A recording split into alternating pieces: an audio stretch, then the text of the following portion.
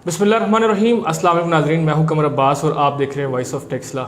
नाज़रीन कराम, टेक्सला के जो कि एक तारीख़ी हैसियत रखता है और न सिर्फ पाकिस्तान बल्कि दुनिया भर में टेक्सला का नाम बोलता है, लेकिन इसके साथ साथ टेक्सला की जो मौजूदा हालत है, मसाइलिस्तान बन चुका है टेक्सला। और हर नित आने वाले दिन में टेक्सला के अंदर एक नित नए मसाइल जो है वो सामने आ रहे हैं और कोई इसका वारिस नहीं लगता, एक लावारिस शहर नज़र आता है। कुछ इसी मसाइल के ऊपर हम रोज़ाना आपके सामने मसाइल को लेके आते हैं और बात करते हैं और कोशिश करते हैं कि अक़वाम मुत्तहिदा तक इन मसाइल को पहुँचाया जाए ताकि उन पर नज़रसानी हो सके और मसाइल हल हो सके। आज भी एक टेक्सला में एक मसला चल रहा है क्रिश्चियन अस्पताल का। वहाँ के जो मुलाजमीन हैं वो रोज़ एहतजाज करते नज़र आते हैं, लेकिन इंतज़ामिया है कि उनकी बात पे कान नहीं धर रही। लेकिन रोज़ के रोज़ वो एहतजाज तो कर रहे हैं, लोग नहीं जानते कि वो किस बात पे एहतजाज कर रहे हैं। लोग जानना चाहते हैं कि असल वजह क्या है जिस वजह से वो एहतजाज करते हैं, उनके मसाइल क्या हैं, क्यों उनके मसाइल हल नहीं हो रहे। इसी इशू पे बात करने के लिए हमारे साथ आज स्टूडियो में मौजूद हैं मारूफ कॉलमिस्ट रफ़ाकत अली रफ़ाकत साहब। ये कॉलमिस्ट भी हैं, अदीब भी हैं और जर्नलिस्ट भी हैं।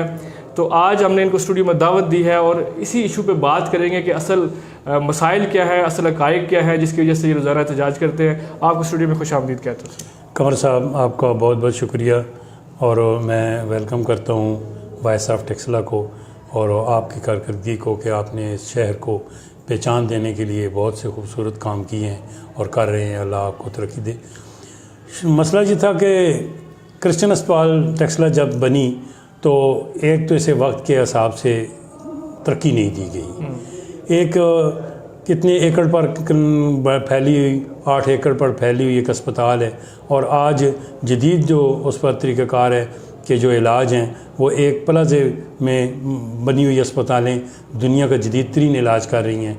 और यहाँ ये है कि इन्होंने आँखों का ऑपरेशन शुरू किया, वक्त के हिसाब से इन्होंने दुरुस्त न किया। इनके पास गार्डन बने हुए हैं, फिर इनकी जगह जो है इनकी आ चुकी है कमर्शियल पॉइंट में। इन्होंने अपनी आमदन और अपने अखराजात की तरफ ध्यान नहीं दिया। इन्होंने सिर्फ़ और सिर्फ सारा भरोसा जो है वो अस्पताल के उसी पुराने सर्कल, उसी बीमारी पर किया है।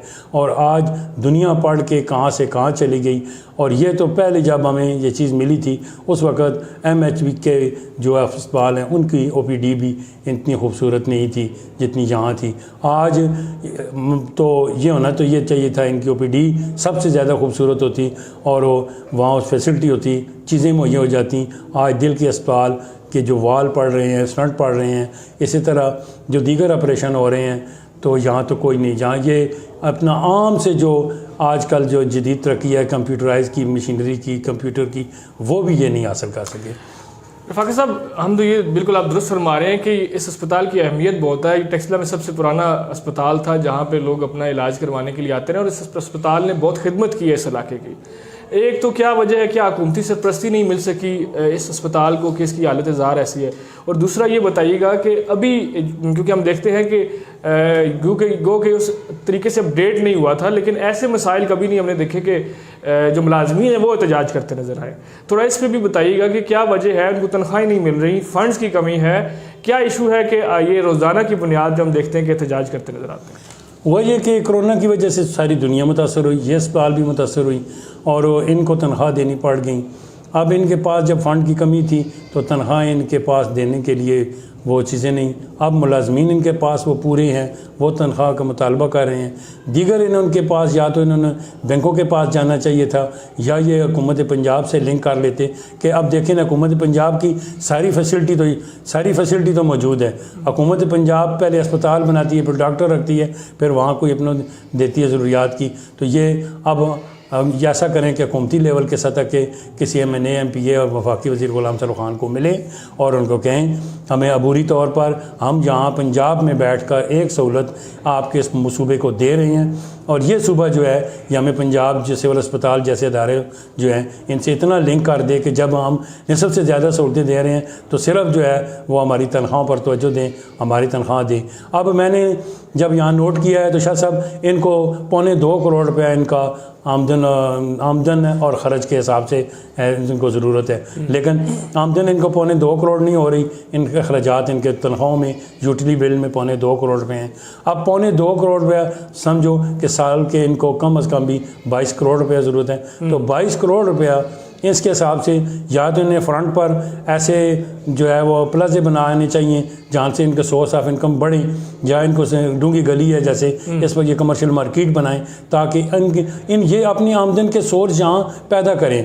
दीगर ये अस्पताल को जो जदीद सहूलतें हैं वो लेकर आएँ, जदीद सहूलतें लेके आएँ, इसको कमर्शियल पॉइंट पे इसको कमर्शियल बनाएं, यहाँ के आमदन यहाँ के सोर्स पर बन जाएगी और ये अस्पताल कामयाब हो जाएगी। लेकिन अब मुलाजमीन है वो तंग आमद बजंग आमद, उनके पास और कौन सा रास्ता है जी। रिज़्क जो है वो सबसे पहली बुनियादी ज़रूरत है, और हालत जंग में भी आप किसी की तनख्वाह बुनियादी स्केल नहीं रोक सकते, तो आप क्यों रोक रहे हैं? आप फौरी तौर पर बैंकों से लोन लें, फौरी तौर पर उसका बंदोबस्त करें। मैंने एक तजवीज़ दी है, हमारे इलाके में 15 हाउसिंग सोसाइटियाँ इस वक्त काम कर रही हैं जो करोड़ों अरबों में खेल रहे हैं। उन लोगों के हेड को बुलाएं, यहाँ फ्लोर मिले हैं, यहाँ बड़े बड़े अदारे हैं जो करोड़ों रुपए के हिसाब से दिन को कमा रहे हैं, उन लोगों को बुलाएं। उमर फारूक है, अम्मार सदी खान है, इन लोगों को बिठाएं, इनको कहें कि हमें 1-1 करोड़ रुपया आप दें ताकि हम ये साल मुकम्मल कर लें।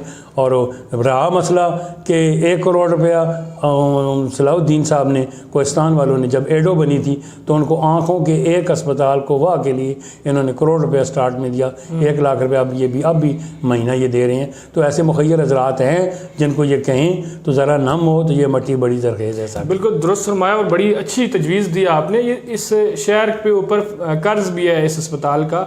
इस अस्पताल ने बड़े मुश्किल दौर में, जब यहाँ पे कोई बड़े अस्पताल नहीं थे, तब इस इलाके की खिदमत की थी। अब इस अस्पताल की अपनी हालत ख़राब है, कुछ इंतज़ामी अमूर में भी मसाइल हैं, जैसे कि आप जिक्र कर रहे हैं कि मुआश के ज़रिए नहीं पैदा किए गए, जो बैरूनी इनको इमदाद मिलती थी वो कोरोना की वजह से डिस्कनेक्ट हुई है, शायद वो सबसे बड़ा डेंट इनको पड़ा है, जिस वजह से इनकी तनख्वाहें भी लेट हो रही हैं। यहाँ की लोकल इंतजामिया जो अस्पताल को चलाने वाली, उनको सोचना होगा। जो आपने कमर्शियल पॉइंट का जिक्र किया, बड़ा अहम नुकता उठाया, इनके पास काफ़ी ज़मीन है इस साइड पे, और फ्रंट के ऊपर भी ये कुछ प्लाजा जात बना सकते हैं। इसके साथ साथ अपग्रेड करना पड़ेगा अस्पताल को। एक वजह ये भी नज़र आती है इस अस्पताल के पीछे रहने जाने की वजह कि इसके साथ साथ जो प्राइवेट हॉस्पिटल्स और बने हैं वो नई चीज़ें उन्होंने मुतारफ़ करवाई हैं। उनके पास टेस्टों के नए तरीके आ चुके हैं, लैब्स हैं उनके पास। जो हमने देखा कि क्रिश्चियन अस्पताल है इस मामले में बहुत पीछे रह गई है बाकी अस्पतालों से। तो मेरे ख्याल से ये भी एक वजह रही है क्रिश्चियन अस्पताल की जो आमदनी है वो कम होने की। अगर इसी तरीके से चलता रहा तो ये बहुत मुस्तकबिल करीब में हम देखते हैं कि ऐसे अगर आप मुआश का बंदोबस्त न करें तो अदारे बंद हो जाते हैं। तो इतना बड़ा अदारा जो एहसास है इस मुल्क का, इस शहर का, उसका इस हालत में होना ये तशवीश का बायस है। और जो इलाके के MNA MPAs हैं उनको भी देखना चाहिए। ये रोज़ाना की बुनियाद पर एहतजाज हो रहे हैं, तो वो भी अपने तई अगर अदारा कुछ नहीं कर रहा तो उनको कोशिश करनी चाहिए कि इस अदारे को बचाएं, ताकि शहर के जो ऐसे बासी हैं जो महंगा इलाज अफोर्ड नहीं कर सकते और यहाँ पे वो इलाज करवाते हैं, उनका ये सिलसिला चलता रहे। अच्छा, ये भी बताइएगा कि आप वहाँ पे आपने कवरेज भी की होगी, उन मुलाजमीन का क्या कहना है, कितने टाइम से उनको तनख्वाहें जो है वो अभी तक नहीं दी गई? शाह साहब 2-3 महीने से तनख्वाह नहीं दी गई, तीसरा महीना उनका जा रहा है।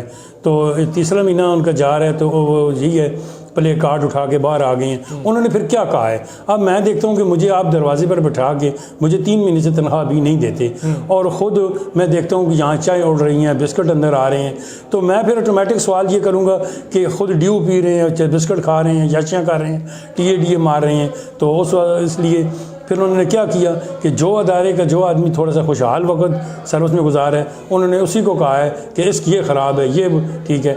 अब वो लोग इनको कहते हैं कि आप खामोश हो, हम बंदोबस्त करते हैं। तो बंदोबस्त शाह साहब बड़ा आसान तरीक़ाकार है कि ये हुकूमत पंजाब से आर्जी तौर पर रिलेटेड अटैच हो जाएँ और हुकूमत पंजाब को कहें कि हम डॉक्टर दे रहे हैं, हम फैसिलिटी दे रहे हैं, आपको ऐसे हज़ारों करोड़ों रुपए लगा के अस्पताल बनानी पड़ेगी, आपके सूबे में हम सहूलत दे रहे हैं। तो एक इनको काम करना चाहिए।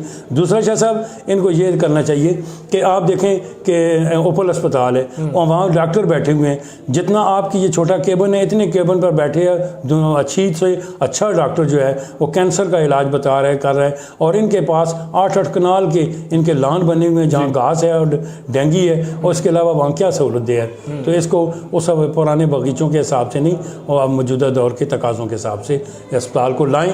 ये एडमिनिस्ट्रेशन का काम है, एडमिनिस्ट्रेशन ने वक्त के हिसाब से सोचा नहीं है।